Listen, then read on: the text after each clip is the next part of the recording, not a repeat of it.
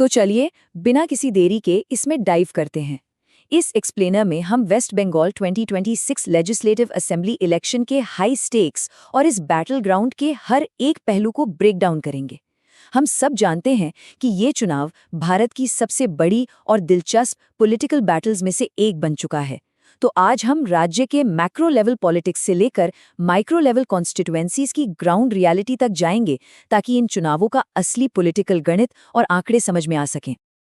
अब जल्दी से देख लेते हैं आज के इस एक्सप्लेनर का रोड मैप क्या होने वाला है। हम इस हाई स्टेक्स रेस की वाइडर पिक्चर से शुरू करके सीधे कोर पॉलिटिकल इश्यूज पर आएंगे, फिर वेलफेयर स्कीम्स और एंटी इनकम्बेंसी के टकराव को समझेंगे। उसके बाद सीधे ग्राउंड पर चलेंगे, भवानीपुर और बहरमपुर की इंटेंस बैटल्स को डिकोड करने, और आखिर में फेज 2 की लॉजिस्टिक्स पर नजर डालेंगे। तो शुरू करते हैं हमारे पहले हिस्से से, द हाई स्टेक्स 2026 रेस। देखिए, इस चुनावी मैदान का स्केल समझना बहुत जरूरी है। हम यहाँ किसी छोटे मोटे डेमोक्रेटिक एक्सरसाइज की बात नहीं कर रहे। वेस्ट बंगाल में 70 मिलियन यानी लगभग 7 करोड़ एलिजिबल वोटर्स हैं। एक ऐसी जगह जहां पॉलिटिक्स लोगों के जीने का तरीका है। ये आंकड़ा अपने आप में एक बहुत बड़ी कहानी बयान करता है। और ये 7 करोड़ वोटर्स फैसला करने वाले हैं इन 294 सीट्स का। सत्ता में आने के लिए जो मैजिक नंबर चाहिए वो है 148 सीट्स। अगर हम 2021 के चुनावों की याद ताज़ा करें तो इनकम्बेंट एआईटीसी ने 215 सीट्स जीतकर एक मैसिव मेजॉरिटी हासिल की थी।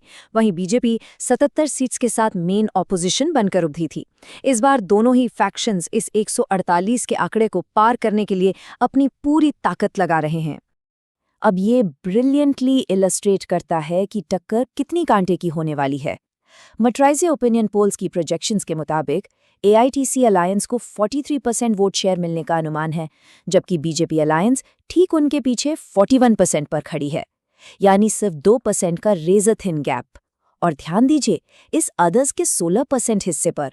यह बताता है कि स्विंग वोटर्स का एक छोटा सा शिफ्ट भी फाइनल नतीजे को पूरी तरह से बदल के रख सकता है।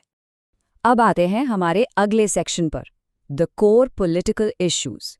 स्केल तो हमने देख लिया, लेकिन आखिर वो मुद्दे क्या हैं जो 2026 के इस नैरेटिव को ड्राइव कर रहे हैं।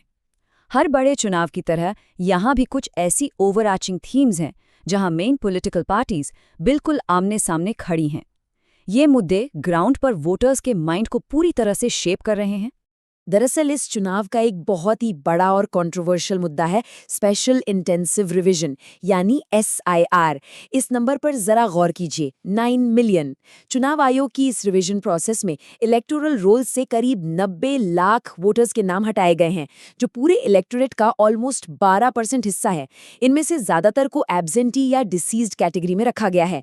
ऑब्जर्वर्स बताते हैं कि प्रभावित लोगों में करीब 65% मुस्लिम वोटर्स हैं और कई जिलों में दलित, हिंदू, खासकर मतुआ कम्युनिटी के लोग भी इस प्रोसेस से भारी मात्रा में अफेक्ट हुए हैं। इस एक मुद्दे पर दोनों मेन पार्टियों का बिल्कुल अलग रुख है।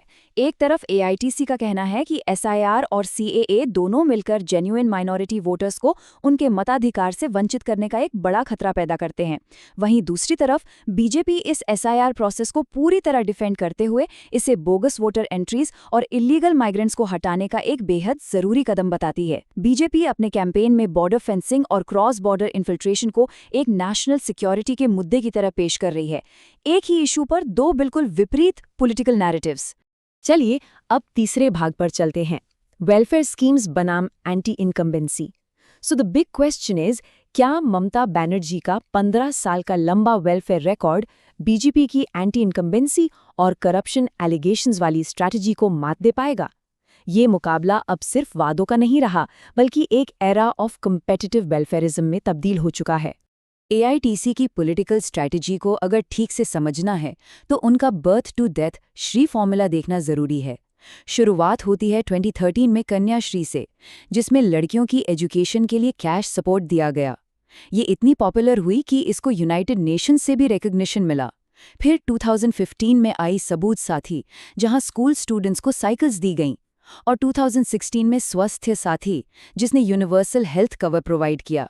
ये टारगेटेड इनिशिएटिव्स उनके कोर पॉलिटिकल बेस का सबसे मजबूत हिस्सा बन चुकी हैं। और कॉम्पिटिटिव वेलफेयरिज्म का असली असर यहाँ देखने को मिलता है। विमेन वोटर्स को अपनी तरफ लाने के लिए दोनों ही पार्टियों ने डायरेक्ट कैश ट्रांसफर का रास्ता अपनाया है। AITC की लक्ष्मीर भंडार योजना महिलाओं को हर महीने 1500 से 1700 रुपए देती है। इसके ठीक सामने बीजेपी ने प्रॉमिस की है मातृ शक्ति वंदन योजना, जो महिलाओं को सीधे 3000 रुपए महीना देने की पेशकश करती है। डायरेक्ट कैश बेनिफिट्स अब वोट सिक्योर करने का सबसे प्रभावी हथियार बन गए हैं। यहाँ से हम एंटर करते हैं चौथे सेक्शन में, the battle for Bhabanipur. State wide view को थोड़ा नैरो डाउन करके अब सीधे ग्राउंड पर आते हैं। भाबनपुर को एक मिनी भारत भी कहा जाता है क्योंकि यहाँ करीब 40% नॉन बंगाली वोटर्स हैं। किसी वक्त में ये ममता बनर्जी का सबसे सेफ किला था, लेकिन अब ये राज्य की सबसे हाई वोल्टेज और फियर्स बैटल ग्राउंड्स में से एक है।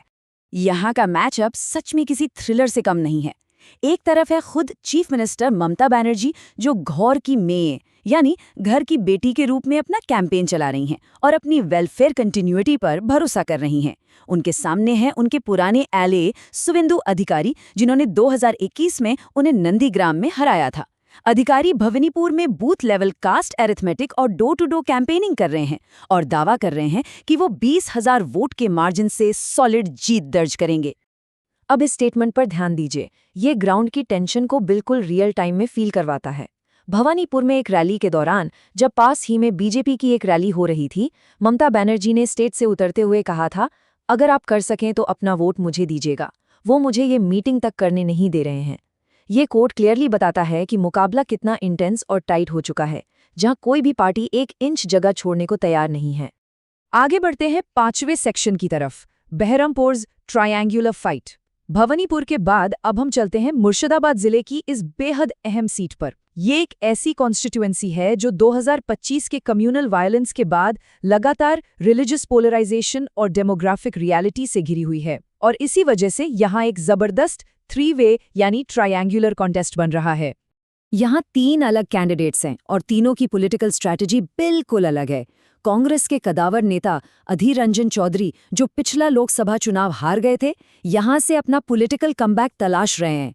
वहीं sitting BJP MLA Subrata Maitra बड़ी रैलीज छोड़कर रोजाना 500 घरों तक door to door retail politics का तरीका अपना रहे हैं, और टीएमसी के नरू गोपाल मुखर्जी पूरी तरह से अपनी पार्टी के कंसोलिडेटेड पंचायत बेस पर रिलाई कर रहे हैं। अब जरा इस 2021 के रिजल्ट पर ध्यान दीजिए।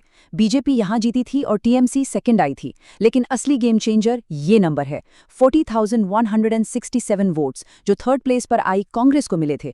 ये 40,000 वोट्स आज इस चुनाव का अल्टीमेट वाइल्ड कार्ड हैं। अगर ये वोट्स कंसोलिडेट होकर अधीर रंजन चौधरी की तरफ आते हैं तो उनका सॉलिड कमबैक हो सकता है, लेकिन अगर ये स्प्लिट हुए तो नतीजा बिल्कुल उलट सकता है। आखिर में हम आते हैं अपने 6वें सेक्शन पर, phase 2 and beyond. In hyper local battles के बाद चलिए वापस मैक्रो लेवल की लॉजिस्टिक्स पर चलते हैं। 29 अप्रैल को फेज 2 की वोटिंग होनी है, जिसमें 142 सीट्स कवर होंगी। इनमें कोलकाता के डेंस अर्बन सेंटर्स से लेकर हुगली जैसी जगहों के इंडस्ट्रियल बेल्ट्स तक शामिल हैं। इस फेज का स्केल इलेक्शंस का सबसे अहम टर्निंग पॉइंट होने वाला है। आप बस इस ऑपरेशंस के स्केल को इमेजिन कीजिए। चुनाव को शांतिपूर्ण रखने के लिए सिर्फ इस एक फेज में सेंट्रल आर्म्ड पुलिस फोर्सेस यानी CAPF की 2,300 से ज्यादा कंपनीज डिप्लॉय की गई हैं। इसके साथ ही 38,000 से ज्यादा स्टेट पुलिस पर्सनल भी ग्राउंड पर मौजूद हैं। इतने बड़े लोकतांत्रिक प्रोसेस को बिना किसी रुकावट के संपन्न करवाना अपने आप में एक बेहद बड़ा और जटिल ऑपरेशन है, और ये आंकड़े ये खुद बयान करते हैं। तो इस पूरे एक्सप्लेनर के बाद सबसे बड़ा सवाल यही रह जाता है, क्या वेलफेयर स्कीम्स की लंबी कंसिस्टेंसी ममता बनर्जी को ये 294 सीट्स की रेस जिताएगी, या फिर एंटी इनकम्बेंसी के खिलाफ लड़ी जा रही नई लहर 4 मई को अपना परचम लहराएगी? नतीजा चाहे जो भी हो, बंगाल के इस चुनाव का असर आने वाले कई सालों तक महसूस किया जाएगा। आज के इस एक्सप्लेनर में बस इतना ही। उम्मीद है इससे बंगाल इलेक्शन की इस पॉलिटिकल ग्राउंड रियलिटी को समझने में मदद मिली होगी।